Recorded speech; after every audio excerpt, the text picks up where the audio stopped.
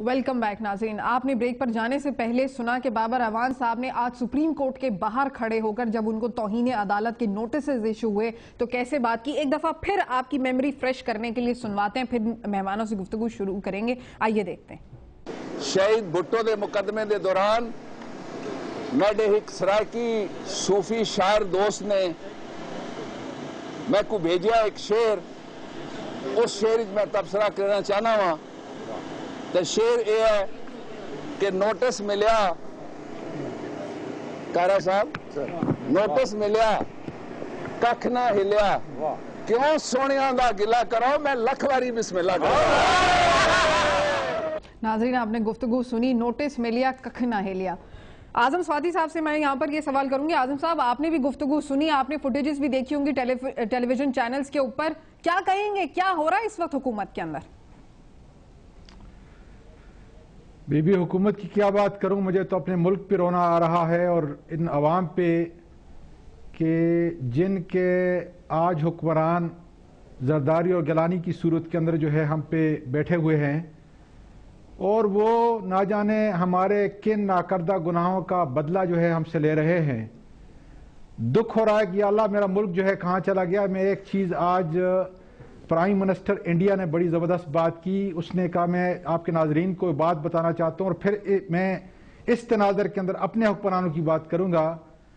वो ये फरमा रहे हैं इंडिया के प्राइम मिनिस्टर कि China has overtaken India in education, science and technology, therefore we should increase substantial our resources and bring private public partnership. ये है हमारे इस खिते के अंदर एक दूसरे इमर्जिंग पावर इंडिया के प्राइम मिनिस्टर कह रहे हैं। और यहां दौड़ ये लग रही है कि आज हमारा जरदारी, आज हमारा गिलानी साहब जो है करप्शन में आसफ जरदारी से नंबर आगे ले गया और आसफ जरदारी करप्शन में गिलानी की फैमिली से भी जो है वो आगे ले चुका है। ये मुल्क की तबाही है। रियासती इदारे जिससे आपका जिक्र किया है नहीं, रियासती इदारे मुकम्मल जमूद की सूरत इख्तियार कर चुके हैं। और मैं अपने दाएं तरफ मशहदी साहब से ये गुजारिश कर रहूंगा कि हमको इस मुल्क का हिसाब किताब देना पड़ेगा। ये लोग एक दिन हमसे पूछेंगे जब हम वोट के लिए इनके पास जाएंगे। और मैं जानता हूं कि एमक्यूएम का अपने एक हैदराबाद और कराची का हल्का है, लेकिन खुदा के फजल से पूरे पाकिस्तान में फैल रहे हैं।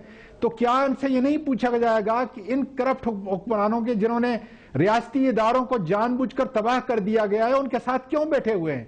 और मेरा ये ख्याल है कि एक दफा ये निकले थे, अब ये बिस्मिल्लाह करें, इसलिए कि अब मजीद मुल्क जो है इसका मुतहम्मल नहीं हो सकता।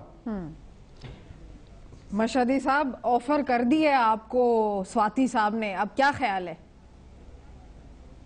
बिस्मिल्लाहिर्रहमानिर्रहीम। स्वाति साहब मेरे बड़े अच्छे दोस्त हैं, मेरे नेबर भी हैं और बहुत अच्छे आदमी हैं, इसमें कोई शक नहीं है। बहुत जनरस आदमी हैं, बहुत। जावेद हाशमी भी बहुत अच्छे हैं उस पार्टी के अंदर, और बहुत सारे अच्छे लोग भी हैं। वैसे देखिए, वो हर पार्टी में अच्छे होते हैं, हर पार्टी में भी बुरे भी होते हैं, अच्छे भी होते हैं। वो अपनी जगह, वो पार्टी बनती भी है, 5 उंगल बराबर नहीं होती, वो तो अपनी वो है।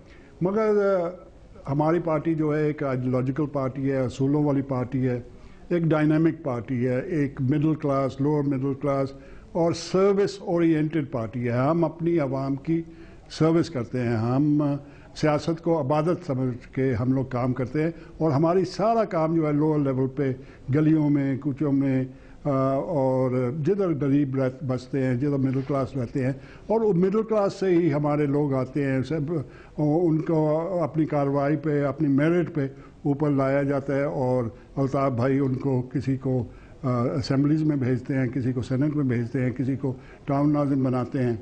मैं ख़ुद पंजाबी हूँ, पंजाबियों को रिप्रेजेंट करता हूँ कराची के, और मैं को भी टाउन नाज़िम भी बनाया, सेनेटर भी बनाया।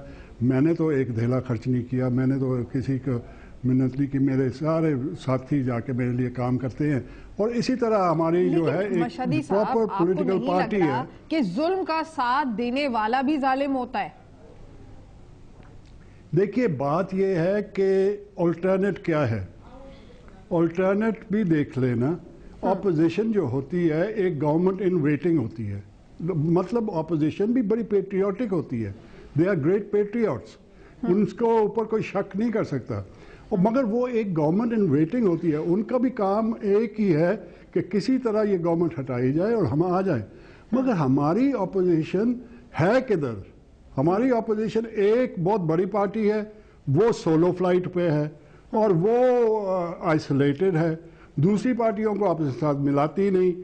और देखिए डेमोक्रेसी में विशेस नहीं काउंट करती, इमोशन नहीं काउंट करती, ये वर्ड और रेटोरिक नहीं काम करती, इधर वोट का मामला होता है। डेमोक्रेसी की अच्छाई भी ये है, वन एंड ओनली बुराई जो डेमोक्रेसी में है कि अगर 100 में से 51 आदमी एक तरफ है और 49 एक तरफ है, 51 के पास सब कुछ है, ही टेक्स द स्पॉइल्स, और 49 वाला बेचारा है, वो रह जाता है और वो अपनी टर्न को वेट करे, वो अपनी टर्न को वेट करे, और जब वो उसको हुकूमत मिले तो वो जो भी बुराई है उसको दूर करे जितनी जल्दी हो सकता है। और जो पार्टी इन पावर है उसका काम है, उसका फर्ज है कि वो आवाम की खिदमत करे जितनी भी वो बेहतर से बेहतर कर सकते हैं और आवाम के मसाइल को हल करे। अब हमारी जो कोalition है एक रेनबो कोalition है, पाकिस्तान पीपल्स पार्टी, ANP, JUI भी हमारे साथ थी और बहुत देर साथ दिया, NQM, पाकिस्तान मुस्लिम लीग, काफ। तो ये आप समझ लें कि पूरे पाकिस्तान को रिप्रेजेंट करती है और ये कोalition गवर्नमेंट अपना काम कर रही है। इसमें बहुत अच्छे लोग भी हैं, इसमें चंद वो भी है थोड़े कम अच्छे हैं, मगर ये वाली बात आप ये नहीं कह सकते कि जी वो बाकी सारे अच्छे हैं और हमारे गवर्नमेंट वाले सारे बुरे हैं। और मेहनत और लगन सबको होती है, लगन सबको है, आप ये कह रहे हैं ना कि सारे बुरे नहीं, हुकूमत के दो तीन अच्छे काम बता दें अवामी पॉइंट ऑफ व्यू से। पीपल्स पार्टी के आप बता दिए 2-3 अच्छे काम बता दें कि उन्होंने आवाम को या रिलीफ करा। 18th अमेंडमेंट मिली, वुमेन्स राइट्स के 2 बिल पास हुए, ये देखें, NFC अवार्ड देख लें, मेरा ख्याल है मुझे मौका दें ताकि मशहदी साहब को सुन लेते हैं ना। स्वाति साहब, मशहदी साहब का पॉइंट सुनते फिर आपकी तरफ आ रही हूँ। जी जी जी जी, बस ये 18 अमेंडमेंट और देखिए अच्छे काम भी हैं और बिल्कुल इसमें कोई शक की बात नहीं है कि महंगाई को नहीं कंट्रोल कर सके, इसमें कोई शक की बात नहीं है। आप लोगों ने तो अभी कल परसों ही वॉकआउट किया है असेंबली से मशहदी साहब, क्योंकि वो देखिए गैस है नहीं, बढ़ा रहे थे। देखिए हम लोग 2 दफा निकले हैं और 2 दफा हम लोग अवाम के मफाद में निकले हैं, अपने मफाद में या हम जाती मफाद में तो बिलीव ही नहीं करती हमारी पार्टी ना अल्ताफ हुसैन भाई। अब फिर नेक्स्ट टाइम कब निकल रही है? अवाम की सर्विस में बिलीव करते हैं। जब हमने देखा कि petrol prices out of reach of the common man जा रहा है, ये वो हम निकल गए।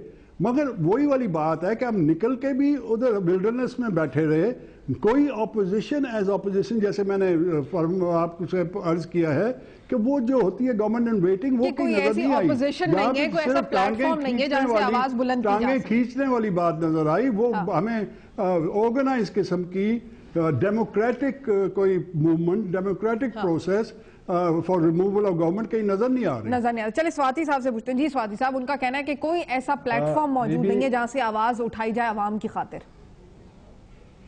मैं तो ये समझता हूं कि इससे बढ़ के और कोई आवाज नहीं उठाई जा सकती कि आज आपकी पार्लियामेंट एक ऐसा मिजाक का मरकज बन चुका है पूरी दुनिया के लिए और खासकर पाकिस्तानियों के लिए और बैरूनी मुल्क पाकिस्तानियों के लिए कि मशहदी साहब कई मरतबा तकरीर कर चुके हैं मेरे सामने कि इस महंगाई का इलाज इनके पास नहीं है, दहशतगर्दी का इलाज इनके पास नहीं है, अगवा बराए तावान का इलाज इनके पास नहीं है, PIA के रिवाइवल का इलाज इनके पास नहीं है, रेलवे का इलाज नहीं है। आप 3.5 पौने 4 साल के अंदर 1000 अरब से ज्यादा सिर्फ हमारे इन इदारों ने मिसमैनेजमेंट के साथ और इन एफिशिएंसी और करप्शन की नजर हो चुका है। आपका वजीर आजम पूरी दुनिया का सबसे करप्ट तरीन वजीर आजम उसने अपने आप को साबित किया। मैं चैलेंज करता हूं, काश कि काजमी साहब की तरह मुझे नोटिस जो है भेज दे।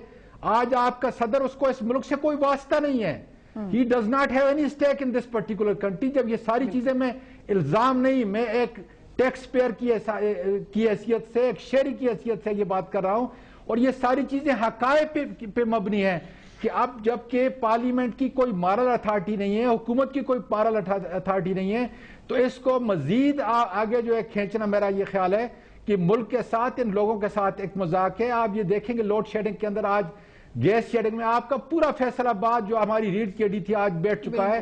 सनतकार आज आपका तबाह, किसान आपका तबाह, मजदूर आपका तबाह, आपका जो सिविल सोसाइटी तबका है सारा तबाह हो चुका है। आज आपके तकरीबन सारी सियासी जमातें और सियासी लोग जो हैं वो ये कह रहे हैं कि इन करप्ट हुक्मरानों से जान छुड़ाओ।